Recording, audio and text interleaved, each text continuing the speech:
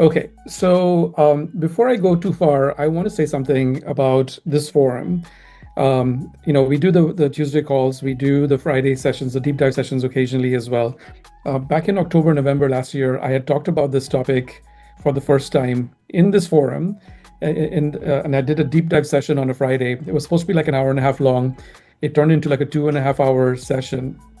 And that actually led to one of the members actually recommending me to a conference in Puerto Rico, where I did two events. I did a C-suite event, and then I did the keynote presentation in front of 1,500 people in May of this year. So I just want to acknowledge that this forum has a special place in my heart. That event in May would have never happened had it not been for this forum and the members of this forum actually helping me, get in front of the right people, so to speak. So I just want to acknowledge and thank everybody here for the role that you play in this.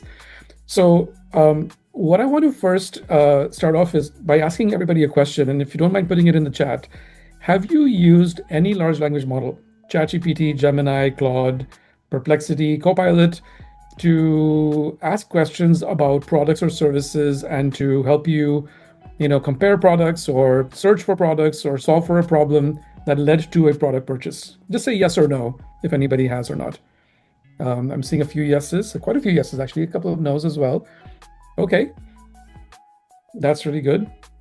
So imagine this, if I'd asked this question back in October of last year, how many of you would have said yes? Probably not that many, right? So in the space of 6 or 7 months, the world has shifted. So what I'm going to show you right now is the fact that the landscape has actually moved in a very, very big way.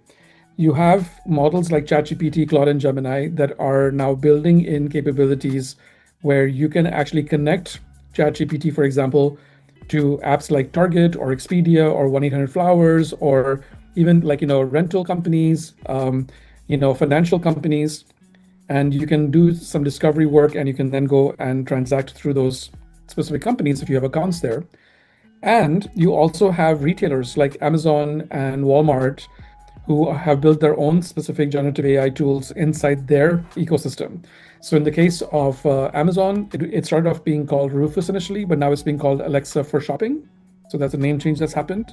In Walmart, it's called Sparky.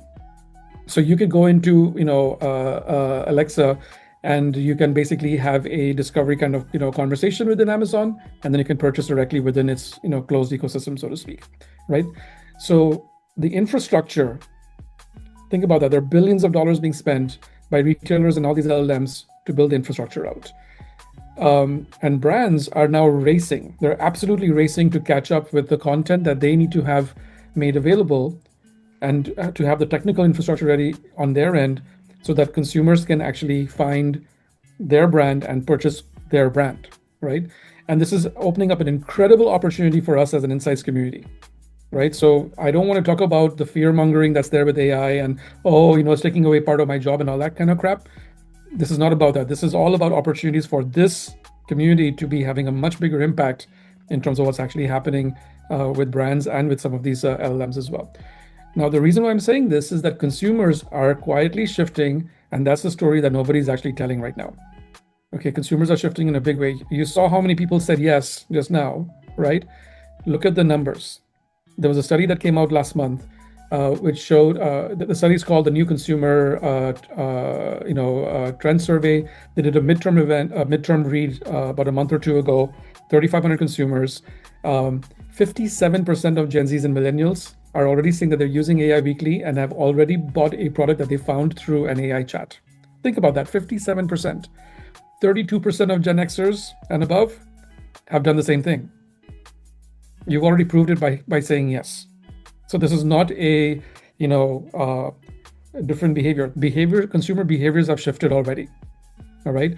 So the question then becomes, okay, that if people are using AI tools from a search perspective or from a discovery perspective, what is the behavior change that's happening? What does that mean for brands? Those are all the kinds of questions that are starting to emerge, right?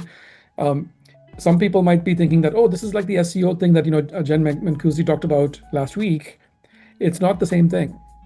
right? She was talking about AEO and GEO last week, for those of you who attended, right? That's true. All that is true, right? So I'm not dismissing anything she said. She's 100% right. But there's a consumer component to it, which also is right. And that's where this community should be playing a role in. So not every purchase is equal, right? So when you think about what I just mean by that, there are certain things that consumers are willing to delegate to these AI tools, right? They're willing to delegate the decision. Think about what I just said, right? Would you be willing to delegate your decision? AI is making recommendations. About 1/3 of the consumers are not accepting the reco, but 2/3 are, right? In some cases, dinner decisions on dinner and where to order from is being decided by AI now, based on some parameters that the consumer is giving, right? In some cases, roughly half of them, consumers are willing to allow the AI to do the transaction for them. Not everyone's doing it, but some of them are. And in fact, this is the crazy one. There are consumers who are willing to give access to their context so that the AI can give them a better recommendation. What do I mean by that? Some consumers are willing to allow AI to look at their bank accounts. Think about that.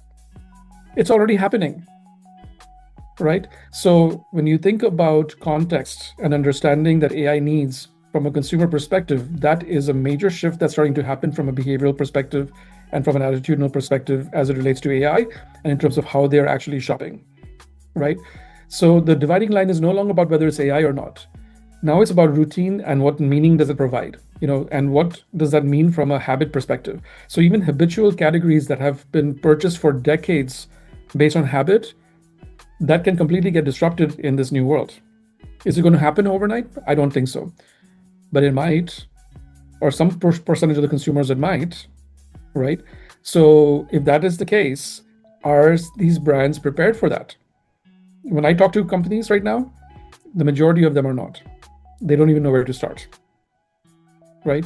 So if there's one theme that I keep on coming back to in this session, is that this is an opportunity for this community to play a much bigger role in terms of impacting and helping brands understand what's the behavior change that's happening, what does that mean for their brand, and what should they be doing as a consequence of it.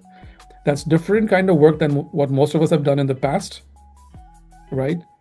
But that doesn't mean we shouldn't take this on, because this is about the consumer and consumer understanding at the end of the day. So here's an example. And I made this example up, by the way. My husband and I are traveling to Barcelona with my mother-in-law, who has walking restrictions. I need to find hotels, travel, and restaurants that are easy for all three of us to get to, and we want to spend no more than $400 a day. This could very well be a typical prompt in ChatGPT, right? And what would ChatGPT do? It would take this prompt and start dissecting it into, there's an accessibility component to it, there's a family dynamic involved in it, there's a budget involved in it, and there's three people's comfort that's involved in this. So in essence, it then has to start figuring out what restaurants, what hotels, what locations are involved for it to then make the recommendation in terms of where they should stay or what they should do, right? Imagine what we were doing before this. We would have gone to Google and we would have had to figure this all out across multiple Google searches. Now you don't need to do that anymore. And consumers are recognizing it and they're saying this is really helpful to me, and that's why the shift is happening, right? So the agent can do the optimization of the trip, but what you can do is you still don't know, the AI will not know, it can't know what a good trip means to the mother-in-law, and that's the why, and that's still the work of our profession, right? So the consumer will still may end up doing all the bookings herself, or she may decide to do some transactions through the AI systems. But the reality is that half of them won't let AI buy and pay for all of it. But 9% have already started allowing that to happen, right? So today it's 9%. What's it going to look like in a year's time or 5 years' time? The trend has started, right? So I'm going to leave you with this question for your breakout groups. People will let AI research a purchase but not complete it. There is a trust gap here, right? Not everyone, as I showed you with the numbers, are yet allowing AI tools to do the transaction for them. Some are, but a lot of people are not. They're willing to do the discovery part, but they're not willing to do the transaction part. But there's a tipping point when people will allow it to happen.